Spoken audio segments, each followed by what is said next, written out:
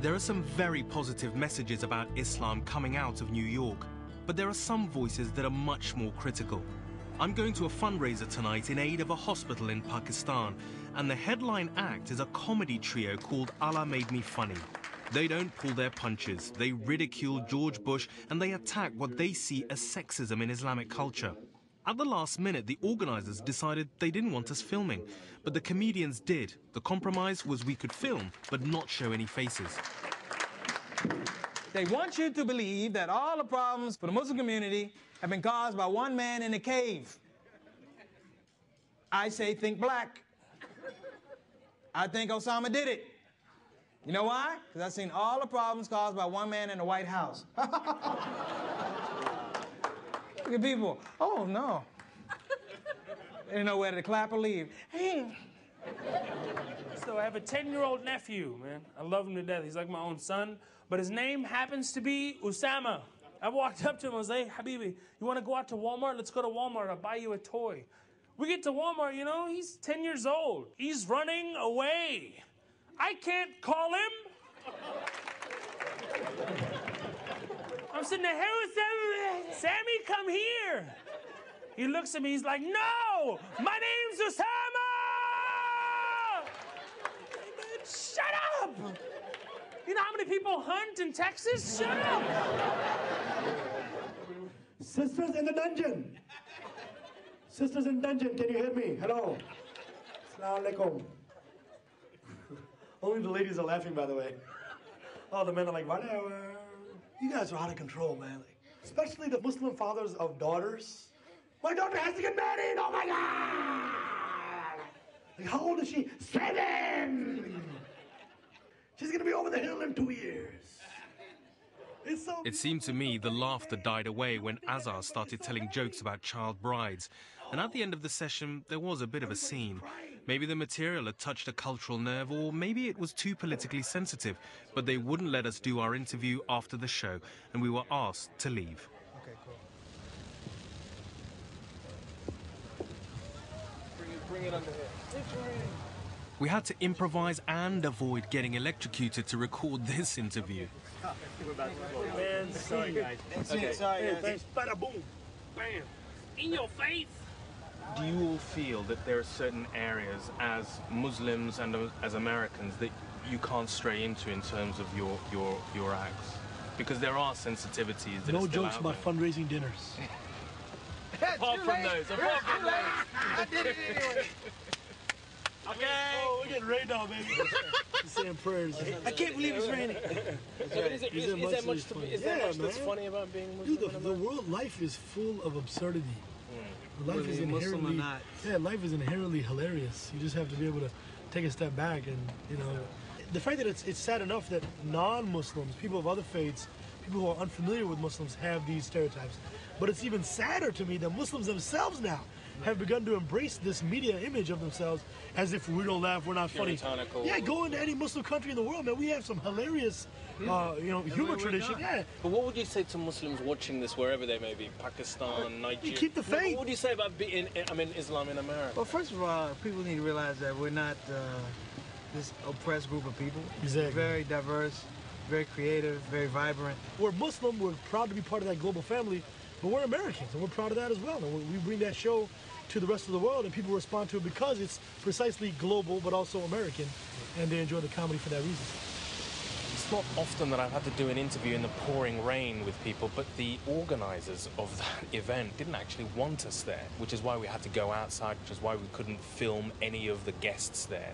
That was very weird, because that's nothing like what we've come across from anybody else that we've been talking to from the different Muslim communities across America, and it was just a weird form of paranoia that I didn't expect.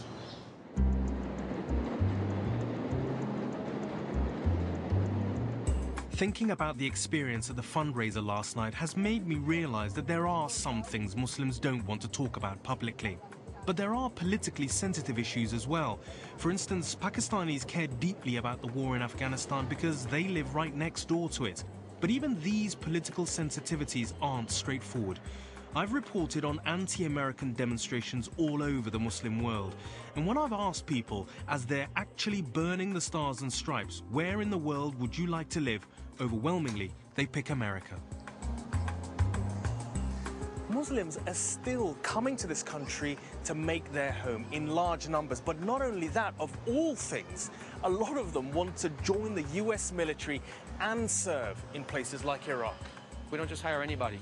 We hire people that are physically, mentally, and morally fit individuals, okay? So you fit that description, that's why I approached you. On the back of this here, Army Skill Training, I gave you my business card, right? I want you girls to go to the website, which is www.goarmyreserve.com, okay? This is the Army Recruitment Office in Brooklyn, New York. It's had more success recruiting Muslims than anywhere else in the country. How you doing, big guy? Sergeant Campos? Hey, how you doing, Raggy? Good, how are you? Welcome to our station. Thank you very much, it's nice to be here. Yeah. So, we've set up for the interview with the Arab-American interpreters. Yes, we were supposed to meet today, actually, but Yeah. I actually spoke to my guys, Yeah. and they decided not to do it because it actually brings danger to themselves and to their family Really? here and overseas. So I really have to apologize to you, but I did speak to them, and they are willing to do a telephonic interview with you over the phone. So there's no way that we could I could interview them on camera? No, but I'm really sorry about it, but we definitely could make it happen over the phone. Okay. That's the only thing they're willing So I to can do. interview them if they're not on camera, but they're on the telephone. I That can is still correct. ask them the questions I want to ask them about their work, their involvement in the military Yes, recruiting. that is correct, and I don't have a problem with you doing that. Okay. If they don't want to be on TV for this personal safety, it's their decision if they want to do it or not. Okay. Okay. So, okay, we can go ahead now, yeah? You can hear me, yeah? Yes. So tell me, first of all, what do I call you? I haven't even established that. What do I call you? You can call me Sergeant Ali. Sergeant Ali, okay. Does that mean that you serve abroad? I mean, in Iraq? Or... Yes, I was there. You were in Iraq? Yes, How long were you there for? about a year. And there's a real physical danger involved for you and your family because you are an Arab Muslim in the army. Yes. How did you feel when you were talking to other Muslims, other Arabs, explaining what the army is trying to do in Iraq? I feel fine with that. We gotta do what we have to do for a better future for our kids. But we gotta build it. Sergeant Ali, how do you think people in the community here in America feel? Muslims or non-Muslims? Muslims. Muslims mainly think me like I'm a trader. For instance, I was going to one of the mosques and one person, he mentioned that what I am doing is wrong, like you are not welcome here. I answered him, okay, if I'm a trader, why are you here in this country? Why are you using the benefits, education, medical? Okay, you can just leave. Nobody forcing anybody to stay.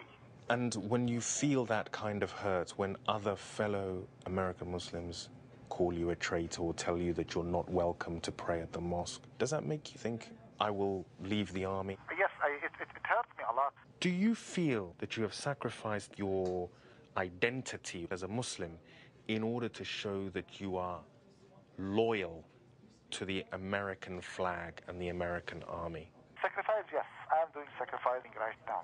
Sergeant Ali, do you think that your colleagues understand the sacrifice that people like you are making? Some of them yes, some of them no. Not all of them. Some of them get convinced, some of them not.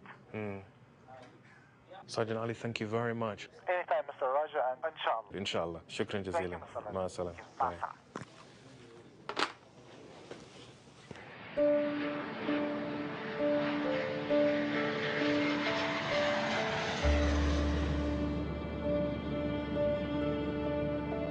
I've stumbled on a real problem here.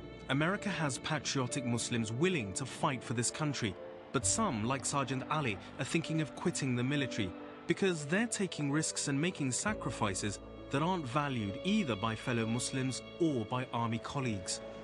The fact is, the threats aren't just coming from Muslims abroad. Some American Muslims are angry about their government's war on terror. I'm in Washington to attend a demonstration confronting one of America's most contentious human rights violations, the internment and treatment of alleged terrorists.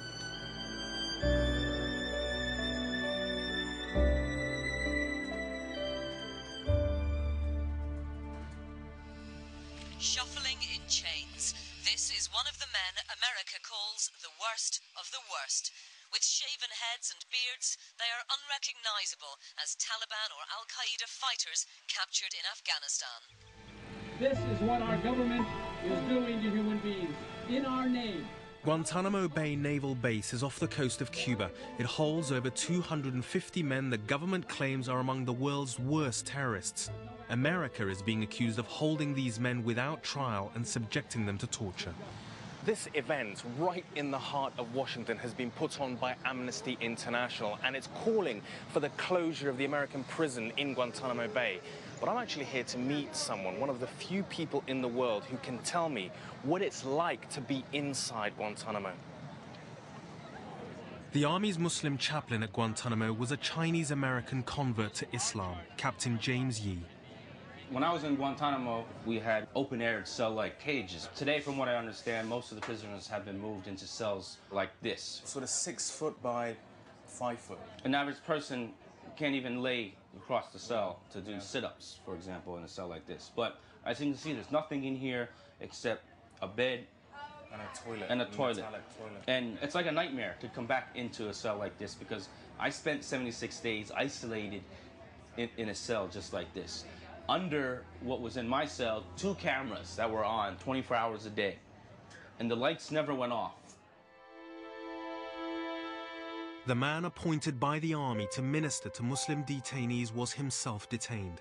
Yee had been an exemplary officer and had served at Guantanamo for 10 months. On November the 5th, 2004, he was arrested, charged with treason, and placed in solitary confinement. It's horrible. Makes you feel very, very strange. Come on, let's get out. Yeah. Let's get out of here. Good for us.